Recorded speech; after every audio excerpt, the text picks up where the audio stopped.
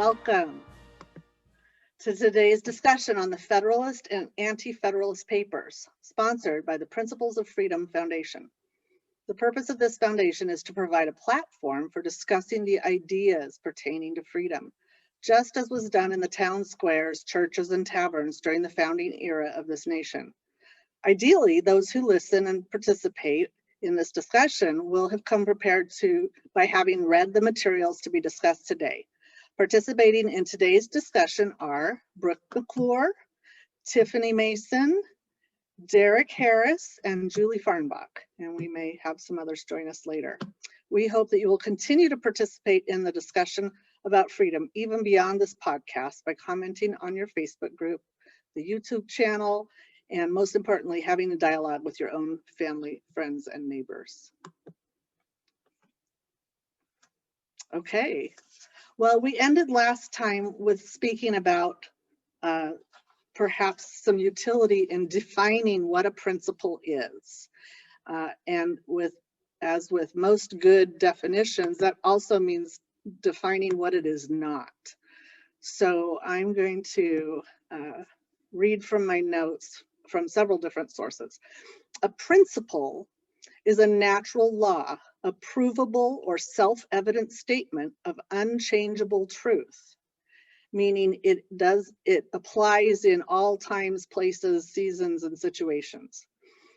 So it does not describe doctrine or delve into the details of how to do something or why. Principles simply state an immutable claim about reality. A principle described clearly and completely will usually form a sentence that answers the question, what? What is true? Further, a principle is not merely a factoid like the sky is blue. Principles state a rule, a relationship between two things or ideas, or a fundamental assumption that is self-evident in life. For example, the sky is blue when the sun is up, or the daytime sky is blue except during stormy weather. So these types of statements are a statement of truth that we can call a principle. And we are, in our reading, searching for principles of truth about government structures and what it takes to keep us free.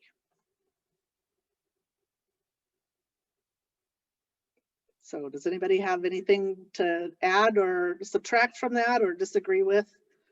If not, we can just go to what we learned this week and what inspired you or jumped out at you. Brooke?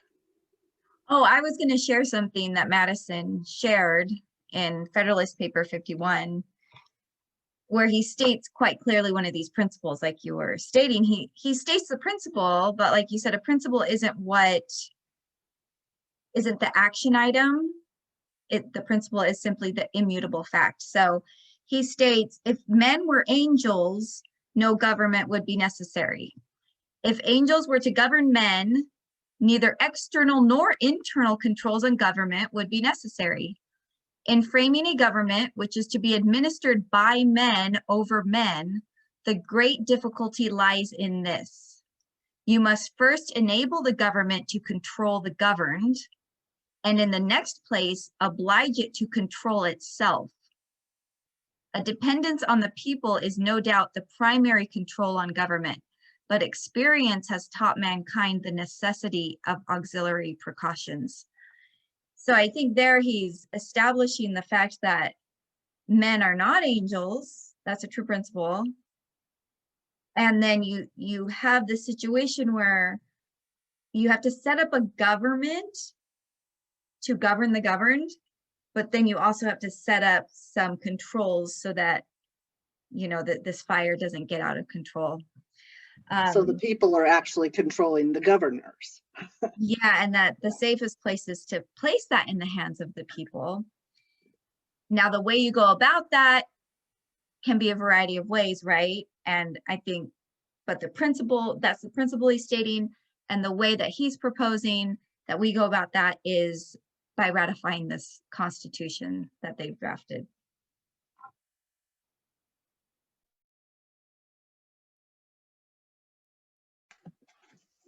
I agree. And I think that I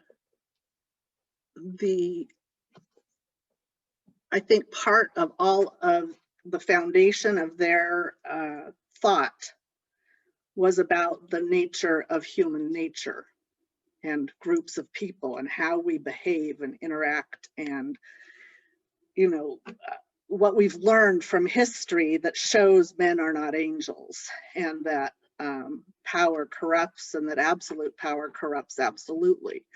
So we have to start with a good knowledge of human nature. And I actually appreciate one of the things in a difficult, if you want to call it that, a difficult education is to tackle Shakespeare. But I think the reason we have to tackle Shakespeare, beside the poetic or the theatrical enjoyments available, I think he was a masterful observer and describer of human nature, and the conflict in his writings makes that plain for audiences to see. I'm so glad you mentioned Shakespeare. I was just about to say that, because I think maybe we can put it out as a question to people too. You're right. It's imperative that we learn the patterns of human nature in order to preserve not only national liberty, but personal freedoms. What's the natural man, if you will, tendency, in personal habits, or in a marriage, or in parenting, or, as I've been part of a lot of businesses and schools, in an executive committee, it's imperative to know human nature and patterns. And so maybe one of the dangers is that because one of the best ways to learn that is through classics. Shakespeare, master of human nature. But Shakespeare is not studied so much in the public school system anymore. Also, whole classic books teach that when you take literature and you make it into a textbook, it actually removes the human nature, and you're left with boring facts. So what are some things that we can be doing maybe as families or individuals, or that you've done in your families, to teach these important principles of human nature to yourself or your kids? That's a good question. I think what I'm finding is that if we have the illusion that we've already found what we need, it prevents us from seeking further. I find that's at least one principle of human nature. And so how do we open up to, so I see that sometimes we think we have enough of what we need by the things that we have, or things that we seek to possess. And of course, that's far from freedom. And as you state, it's really, truth is something we really have to be prepared for in order to understand. And I think one thing is, all information is kind of out there everywhere. And unless you build upon key principles, kind of, and set the groundwork, then those, not only can we not understand the principles, we can't really withstand the truth, because it can really quite be devastating. So I think I'll maybe just give a brief example. That's I'm homeschooling 3 of my daughters this year, 15, 12, and 10, and I'm working at the same time, like in meetings while they're doing this. And so I love to learn, and so I kind of probably treated them like I would feel or want to be treated myself. So I said, hey, here's the range. It's really open. Here's the topics. Here's some ideas of what you can do. And guess what they've done? They were doing nothing. They were doing nothing at all, right? And so first of all, the principle, so some of the things that I had to start teaching is, okay, let's think of what we want to do. And even in this case, I've had to show me every night, here's the list of things we're going to do. And as you check them off, then you can have other privileges. So I can try and create situations of experience where, like, as I do things, then I receive freedom, or I'm able to then receive other privileges or more learning, and trying to kind of step by step build that up. So so at least those are some thoughts that come to mind when you ask that. I think that's really instructive example, David, because for two reasons. One, because every child is different, and that's one of the substantial challenges of parenthood, is that what is the best teaching learning environment for one child might be the diametrically opposed to what's best for the next child. And then of course you have the toddler baby season, and then the school-aged season, and then the teenage want to leave the house season. And so every time you get something that works, all of a sudden it needs to change again. And I'm in all of those seasons right now, so that's fun. Yeah. The other thing I hear you saying is, oh, I just lost my train of thought. Gosh darn it. I'll have to edit this part out, Brooke. We don't edit in this one. Principles. You don't edit a discussion in a bar, right? Wait. Right, that's true. But we figure, oh, that was a drunk comment, maybe. I don't know. Oh wait, pub. Yeah.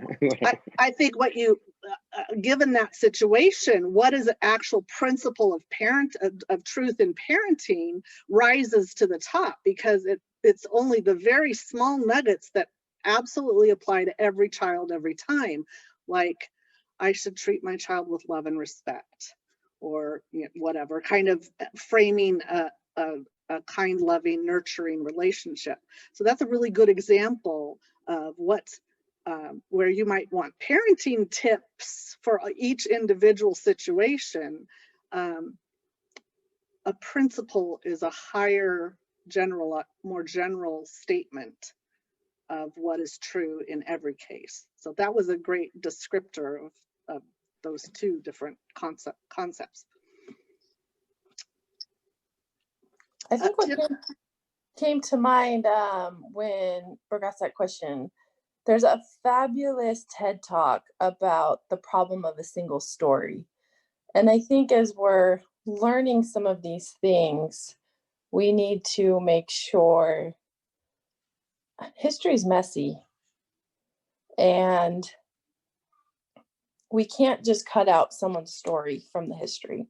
We need to be learning it from all aspects. I think that's one of the reasons we're studying the Federalist Papers and the Anti-Federalist Papers, is to kind of be able to pull those principles that are there without erasing the history or without erasing someone else's perspective. I don't know if that even makes sense. I don't feel like I'm firing on all cylinders tonight. That makes absolute sense. I think that's brilliant. It's one reason why it's so important to be a lifelong learner. It's one reason why textbooks are not the best source, because they're edited. And frankly, it's one reason why in a lot of situations public schooling isn't the best fit, because there will not only be time constraints and editorial agendas, but they literally can't and won't deliver all of that information without manipulation in some form or fashion. Yeah, which is why going to the direct source is absolutely essential. Reading the actual Federalist Papers and Anti-Federalist, and not just, I mean, there's companions that can help us maybe understand certain parts, but we've got to be getting this information firsthand to be able to kind of decipher what they were going through and who they were and why they made the choices they made, and break it down that way to understand the history. Yeah, Tiffany, what you're saying makes me think of something that I've been studying when I think of individual freedom. And one of my false notions has been that we are separate, that I am a subject, you're an object, and as a parent, I'm the parent, you're a child, versus I'm starting to feel and sense that the reality of the connection. How do I feel if I make a space and actually feel where my daughter is versus just responding to her problem as an answer? Then I start to feel her and in her individuality. And in that, I care less now about what I want to manipulate her to do. And I don't see it that way anymore. I put myself as her, if that makes any sense. And what I feel when you're talking about that, Tiffany, is when you read their real works, we become with them. And if you truly study, the more you study and they become part of you, and they're part of me. And I become this, I start to get away of this trap of all this kind of false separation. At least that's the feeling that I get as I read directly from sources. They're real to me, and it doesn't matter the time they were in. It's so relevant, and I can feel them, and their feelings become my feelings, and we're sharing in that experience. And it's kind of cool because, oh, maybe, yeah, maybe we're not angels, but you can feel these angels, and you start to get loftier views and realize, well, but we can realize who we really are, and maybe we really are, if we really set those bases and really follow these principles, that, wow, how high they can take us is beyond our imagination, really. So anyway, so I love that connection that you're talking about there, Tiffany. I was wondering if we could talk a little bit about the topic of morality. It seems like, can you guys hear me okay? Yeah. Yes. Okay. Bringing up Shakespeare, I believe the quote was attributed to Shakespeare. He said that to educate a man in mind and not in morals is to educate a menace to society. And I think a lot of these founders understood these true principles, and it seemed like morality was kind of the overarching and undergirding current of their society. Not so much now, you know, it seems like locker room talk is street talk. You can't go to a grocery store or a football game or even a high school football game, for crying out loud, without a lot of really harsh language and belittling of you know, pick your group. And so our environment teaches us by which way it's teetering towards morality or immorality, teaches us that. And so if we don't have what we have here in this discussion, it appears pretty strongly to me that we have good parents that are teaching morality to their children. And I think what can we do is just to not engage in these immoral, that we would call immoral conversations and groups, but find a way to do that where it's not condescending, and find a way to express it to them where they don't feel like, oh, look at Derek, he thinks he's better than us. But explain it to them in a way that they see the benefit of the exercise of the correct principle and the correct moral subject, so that, you know, hey, well, you know, everyone's got their freedom to choose. That's what this country's founded on. And obviously, if we all choose the wrong way, we're gonna end up in a dire situation that we're in now, and it's getting worse. But I think that we need to be courageous, but also thoughtful and prayerful and considerate and kind about expressing these principles. There's nothing more uninteresting or worse to make another person hostile to a correct principle if you hit them over the head with it, and you're so condescending and so sanctimonious about it.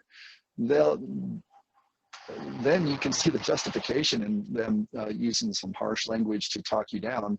And so we need to engage the right way with the right principles and create that environment first in our homes, and then to invite people in to that circle, whether they're in our homes or whether we're in the local churches or taverns of today, of society today, which, you know, could be, you know, any of these groups that we could join.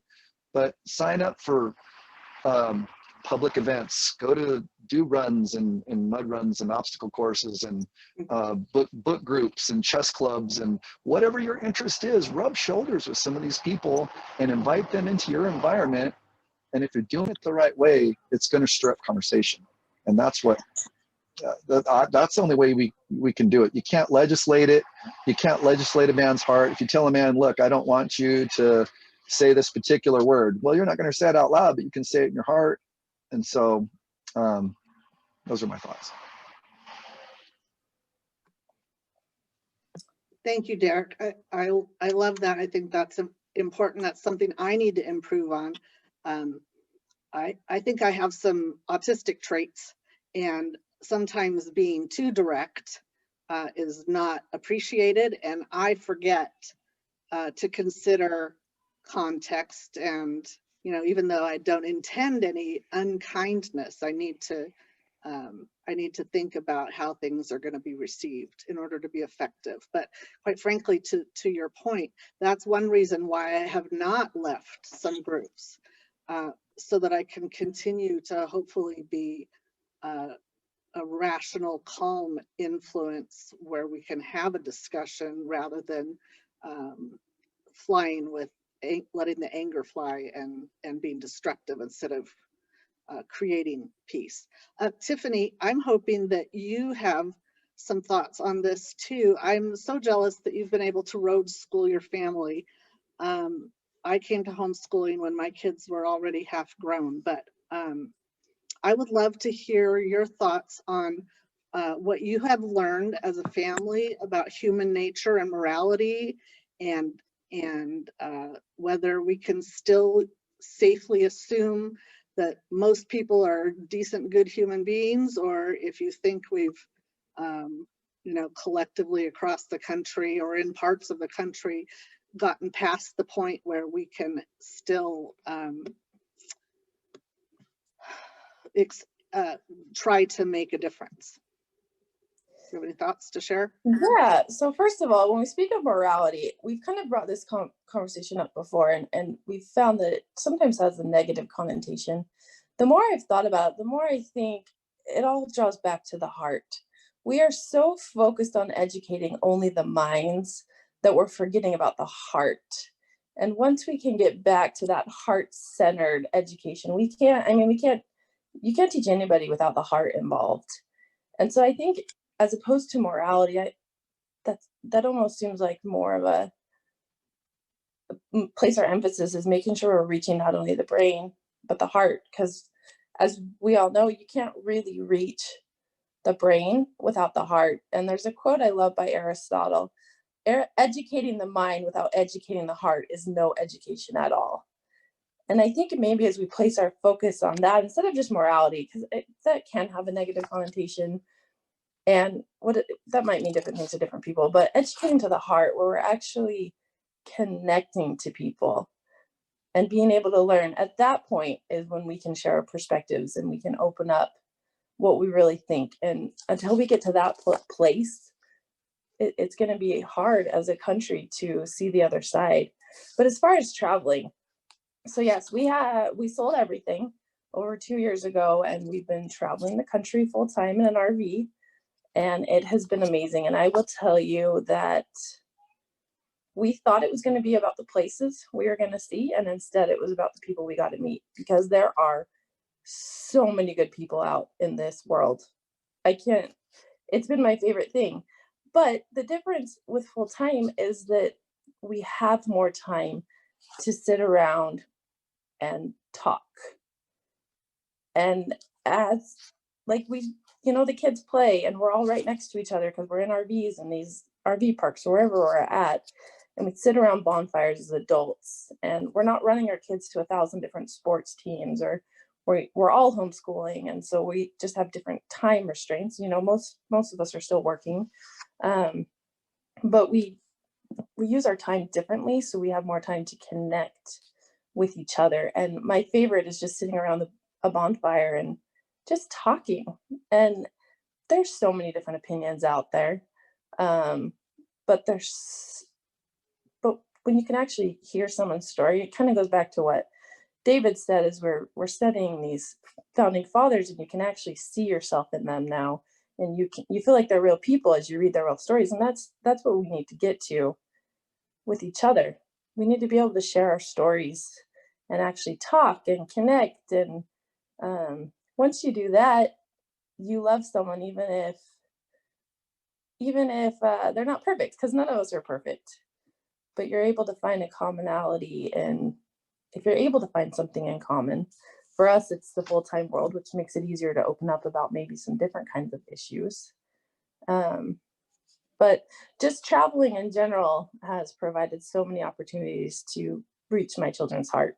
So we spend more time together, we're all in the same place, and our learning is hands-on, right? We're actually visiting Washington, D.C., and we're visiting the Lewis and Clark sites. which has opened up a place. But everywhere we go, if you're just willing to listen more and talk less,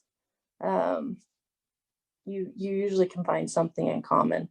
And at that point, then your hearts are connected. And so the stuff with the mind isn't as important, or you're able to maybe see the other person's perspective.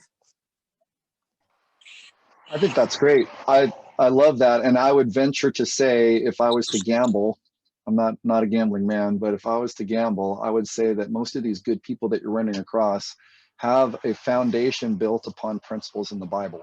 And I think that that's not a popular thing to say. It comes off a little preachy.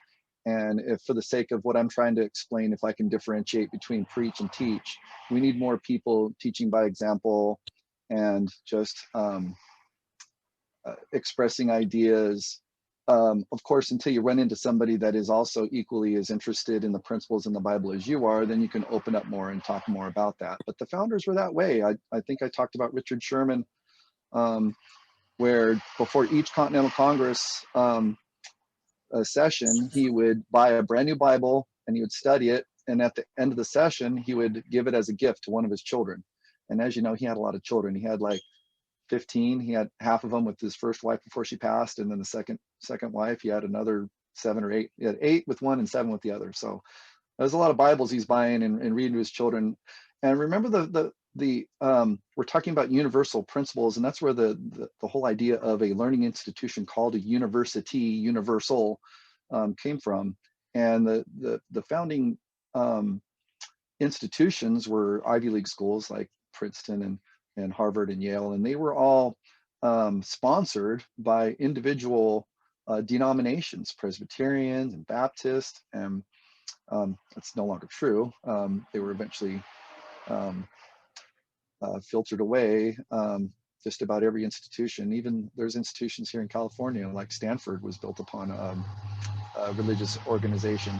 But there's a reason for that. And when you find radical principles in there, like love your enemy. What? Love your enemy? Love somebody that hates you and despises you? How do you do that? But having those type of conversations is not just beneficial for your family, but it's beneficial to talk about as adults, and you see something going down kind of south, and you see somebody taking the high road, and you gravitate towards those people and you talk about how well that was handled. And if we don't have people in government positions that know how to do that, then we just have these bitter fights where it's like, depending on the party that you belong to, if you're not from the same tribe, then you're an animal, you're a monster. Everything comes out of your mouth is construed to mean something that you did not intend to mean. And then you have to explain yourself. You have to over-explain yourself because of all the vitriol. But all of these foundational principles come from a source. And if you were to ask the founding fathers the primary source of these founding documents that they wrote, a lot of their source material comes from the Bible. And so, as preachy as that may sound to a lot of people, do some homework, people, and discover the fact that that's where these ideas came from. And then you can have a conversation there and make that a part of the culture. Once that's a part of the culture, it's not offensive to say, oh, okay, well, the way Moses learned how to arrange his judgment seat to where it could be manageable is his father-in-law came in and said, hey, I got an idea. Why don't you kind of distribute authority to groups of 10s and 50s and 100s, and you're taking on way too much. And just all these really cool, correct principle ideas, they came from somewhere. Well, and I find it interesting because, yeah, the Bible, I totally agree with that. But I would say the one commonality, at least with the full-time traveling world, is that they put their emphasis and importance on the family. And that has been wonderful to see. I mean, you don't sell everything you own and move into 290 square feet with 7 people if your intent is not to be more intentional as a family. And so that might be an all-encompassing thing. Everyone's a part of a family of some kind that could, be a principle across for all people. It's just that intentional time with family, those that you're closest to. That's great. I'd like to head in another direction that Derek just brought up, and Brooke, you've been pretty quiet, but there's a part in John Dewitt 3 where he talks about the flattering of the ambitious as they are asked or are willing to step up and take public office. And so you and I have had some experiences related to that. I thought maybe we could wrap up our discussion of true principles about human nature by commenting on what you learned during the campaign process. If you don't feel like you want to do that, I can tell you what I've learned from 5.5 years on a school board. And that's been the hardest and best education I ever had. And I'm happy to be past that time in my life now. So I was shocked and frankly appalled at how special people treated me as a candidate and then as a school board member. And I would present, little government. I did some merit badge classes, and I think in the younger scouts, I can't remember which level of Cubs, they'd have me come and speak, and I always felt like it was my responsibility to remind that, because I'd be introduced, here's Julie and she does this for us, and I'd always end up with reminding the kids that it doesn't make me special. It just means that I was one of the helpers that I stepped up to want to help my community, and that they will grow into people who can do that too. And that anyway, I was trying to communicate that there should be no emoluments, there should be no fan base or cheerleaders, or right. We want to have not leaders, public servants that we elect who will have the integrity to deflect all of that. And in my brief, tiny experience, I just have to say, the higher up you get in the political structure, the uglier that gets. And really beyond any higher in government than the absolute low level city council or school board, it's a matter of patting backs and who knows who and who's a team player and who's going to let that slide for the good of the team. And I really can't stand that. I understand that we need people in all of these higher positions, but that it makes it exceedingly rare and difficult for a person of actual integrity to get to a high office, in my personal experience. I hope that that's different other places, but does anybody else have a wrapping up thought? I wanted to finish by David, go ahead. Yeah, I just wanted to say something real quick. I think the good news is that although our discussion of human nature can be a bit depressing at times, I feel like that's a false identity essentially. Mm-hmm. And that the more I experience God, the more free I am. It's like as we approach God, the more free we become. Looking at God as my model of freedom. I just wanted to share one line. This guy by a guy named Ravi Ravindra, who is actually Indian. And what I found is just as you found, is we found commonalities with others who read the Bible. I find those who orient themselves to experience God teach me and bearing me towards God and towards them. And if you listen to this comment, he says, the purpose of human birth and of all human endeavors, including the sciences and the arts, is to assist individuals to experience divine being and to manifest that being in their lives. And so if you can feel, and this is what I try to do, if I can feel the divine in others, beyond that label, like you're talking about, Julie, you are divine in core, in your very core, you are divine, I am divine. And if we can connect with that in love, which is really the tool of the way of communication, or really comprehension or understanding, then we become free. And so I appreciate learning this from a man from India who also loves the Bible. This man also seeks for truth wherever it may come. So I was wondering if I could pitch in really quick. I just wanted to throw in, since we were talking about Shakespeare, let's just throw out the most famous Shakespearean story, Romeo and Juliet. We think about, oh, it's a love story about Romeo and Juliet, and maybe young kids just think that's what it's all about. But it's about class struggle. Two noble families, the Capulets and the Montagues, and where there was so much vitriol, and if you were to look at them, there was no race war. It was a tribal war.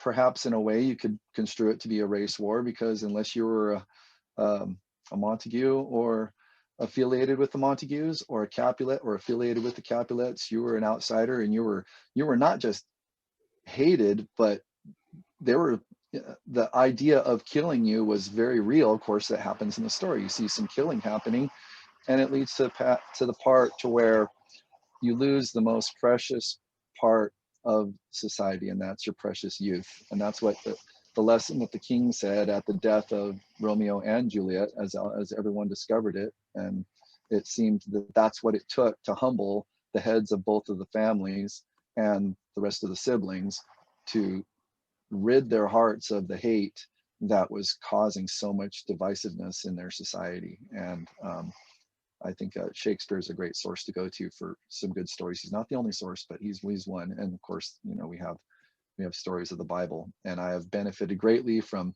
many a number of different denominations, and we don't nitpick each other on religious differences. There's enough commonality to where we can nod our heads and embrace each other as brothers and sisters, which is what this life is all about. Right. And I think you just reminded us all too that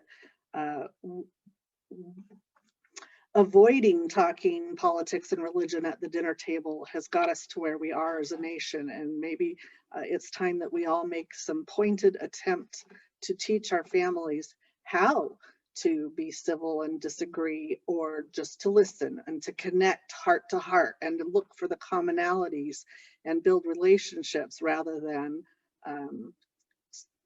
throwing angry accusations and labels around.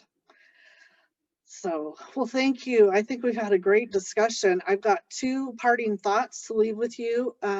One about principles. As we dive into the actual articles of the Constitution this next week, I hope that you'll read with a desire to see the principles embedded in the writing of our forefathers, so that we can not only understand and defend their decisions, but also so we are better prepared to articulate the specific truths that keep us free. And lastly, I was listening to my great courses again on political philosophy, and reminded that freedom is two different things, or liberty has two parts: freedom from coercion, or freedom from negative impact on your person, plus freedom of self-determination, or positive opportunity. So liberty has two parts. It's the absence of coercion and the opportunity to determine how to run your own life. So food for thought as we head into the next week. But thank you, everyone. I think we made good headway on understanding the importance of human nature and applying it to truth. Thank you. We'll see you next time.